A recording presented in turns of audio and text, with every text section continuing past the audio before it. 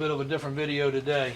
We're in Ettrick, Virginia with Mr. Wall. How you doing? Which goes back a long ways because he was actually my baseball coach and he was also the father of a friend of mine that we went through school together and kind of lost touch over the years. But we're in Ettrick, Virginia, which is where our original business and shop was, maybe a couple miles down the road. Ettrick, most people have never heard of it, but it is right on the skirts of Petersburg and technically Chesterfield County, but it was his own little community. In the background over there is a apartment slash grocery store, convenience store, houses. Some of the houses have storefronts in them nowadays.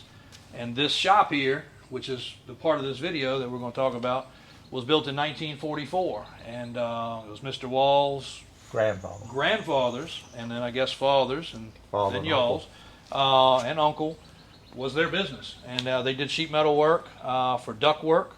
And the machinery in here going to have to be disposed of. As most of y'all know, I do a lot of real estate stuff as well, and we're working on this situation now, and we want to see this stuff go to a good home versus just selling it off piece by piece. And it's still very usable stuff, even though it's dated. Some of it's from 40s and some of it's been updated over the years. And the Walls did work for all of our family, and you know, they did commercial and residential work, so kind of a really neat bring back of history. So come on inside and check things out.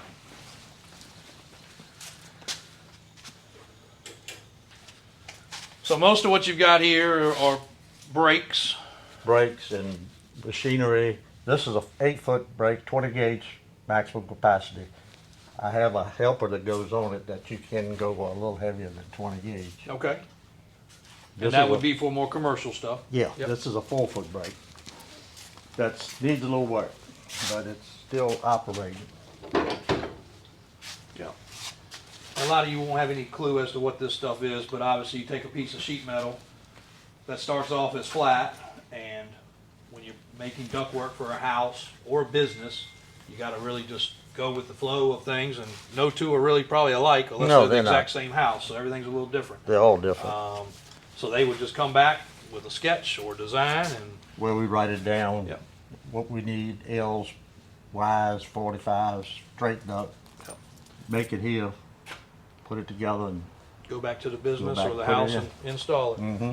And they've been active, and Mr. Wall still does stuff today, just here and there for other businesses, not as a full-blown operation, but this building was their actual home place and shop, kind of like ours, which is in my grandparents' yard. You know, if you go back long enough, all counties and cities and towns might not have been built like this, but that's how this one was. You know, you lived there.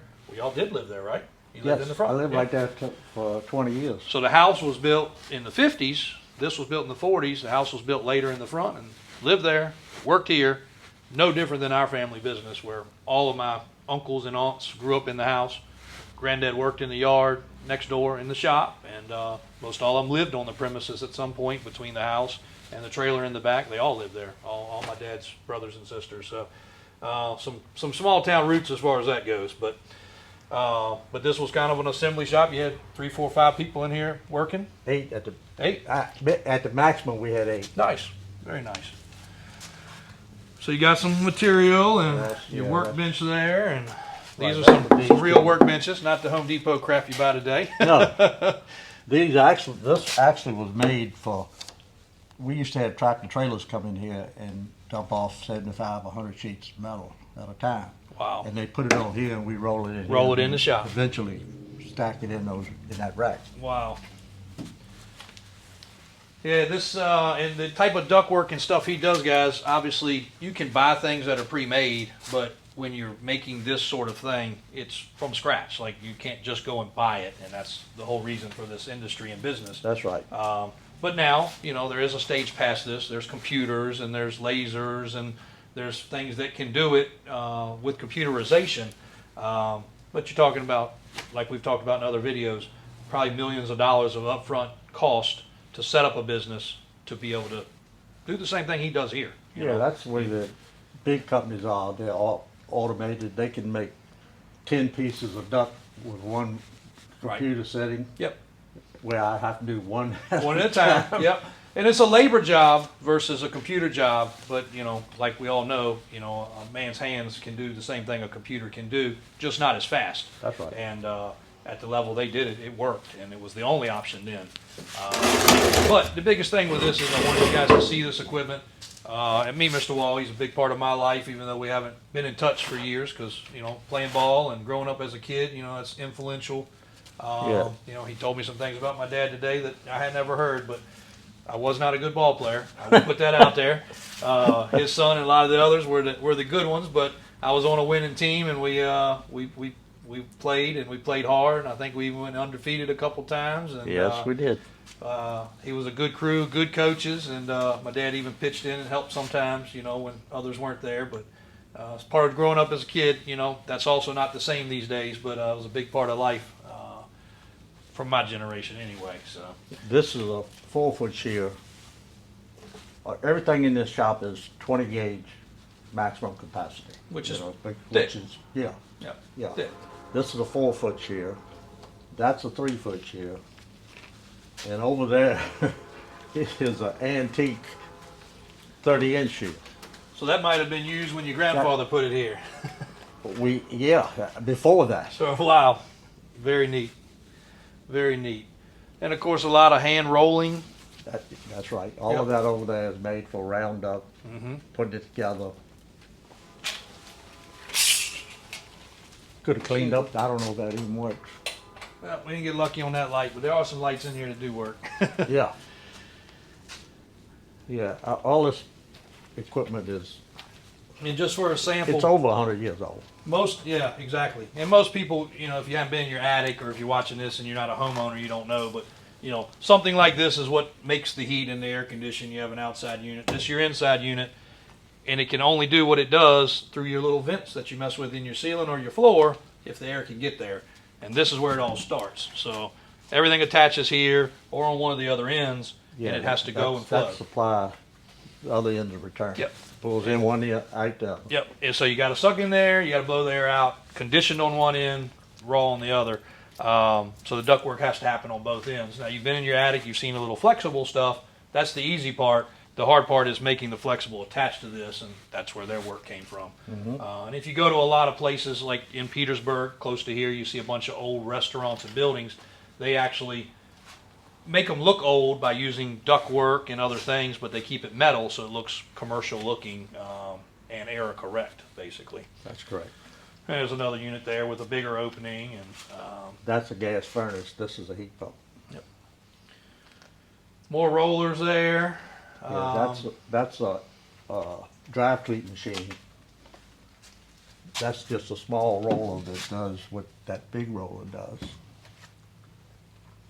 But the only thing that does is make dry cleats that you probably don't know what I'm talking about. But I don't. I had a buddy here trying to make some. That's a dry cleat. That's Okay. what puts the two pieces together. So it would be the connection You put- piece, and the right. dimples is what makes it tight. You slide them. Well, it's hard to explain, but all your edges turn over a half. right. Well, those two they get together like that, and they slip it over. So this was turned from a flat piece of metal. Flat piece of metal, just like that one. So you took that and made that. That's Basically made a clamp. That's is what you that made. machine did. Okay.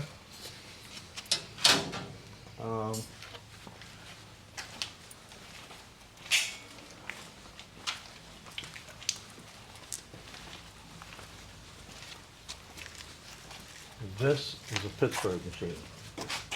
This, you make your straight duct, run it through here, break it on that, and you hammer it together and flatten it over. Wow. This is an Acme lock machine. Does the same thing but differently. You run it through that side, you run it through this side, break it up, and then you just snap it together. Just snap it together, and it's done. This is one of our later machines. We bought this only about 25, 30 years. Only. Only Seems like about- yesterday, though. Yeah. The newest piece of machinery in the building. And that's a 3-foot roller. And this is a lawnmower. That's a lawnmower. And I don't think I'm gonna cut today because it's wet as the devil. It's raining again. I didn't think it was supposed to rain. Oh my gosh. Well, Yeah, we need the rain here though. yes so. we do.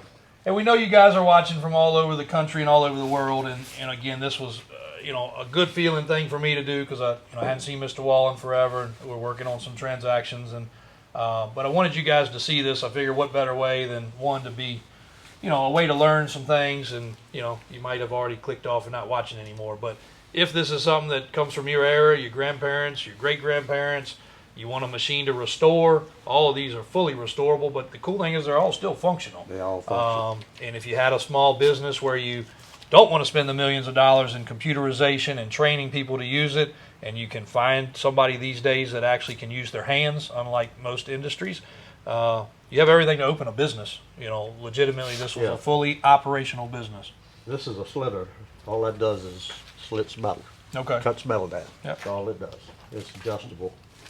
And what? That's That's a fire pot for soldering. soldering. Yeah, that's what I thought. That I think my father made. Very He used nice. to buy them all the time, and he decided to start making them. Yeah, well, we got some machines in our shop around the corner that are the same way. Sometimes you use them enough, you figure out how to reinvent them a little better. That's right. For your use anyway. So Yeah, when I was telling you about this, the edges, that's what this little machine does. okay. You notch the edges, slide it in there, fold it up, and then it flattens down. And that's So how you they can slide the drive cleats over. The other side are S-bars, which I don't know if I have one, but the S-bars are made by this machine Okay. right here. This is where the S-bar is made. Okay. I know I have one somewhere. So it's bent one way and then bent the other.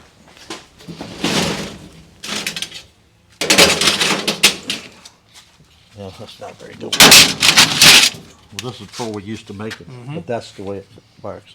One side slides in here, the other side slides in there. Yep. Then your drive cleats go on the edges of it. It literally makes an S. That's why they call it that. That's But- why they're called S-bars. Yep. And a machine makes that, and Yeah, that have to machine do right there makes it. Just gotta know what size to cut it. right.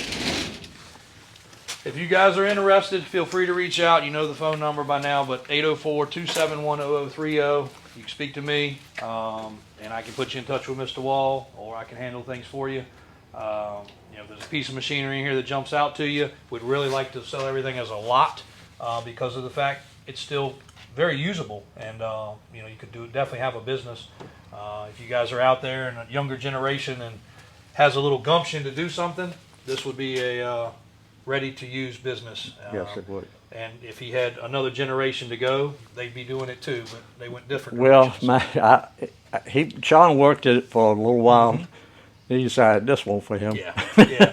And you find out what your groove is and what it's not. And again, you're not gonna go out and be able to do 100 homes, but businesses and the restoration, and again, with this business being so close to what's an up and coming revitalization area, this is the kind of stuff they like. They might spray paint it black, or they might do something else, but they use this to be decorative, but also to look commercial and look old. So a lot of uses here. It's just an old building with a bunch of old tools to a lot of people, but there's a whole livelihood of 3 generations, and could be a 4th. So Yeah, well, he's a fireman now. right, yeah, you told me. Yep. He went a different way, He went, yeah.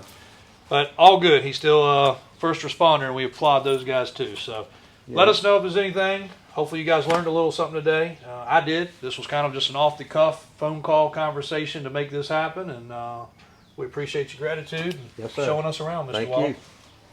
Thanks, guys.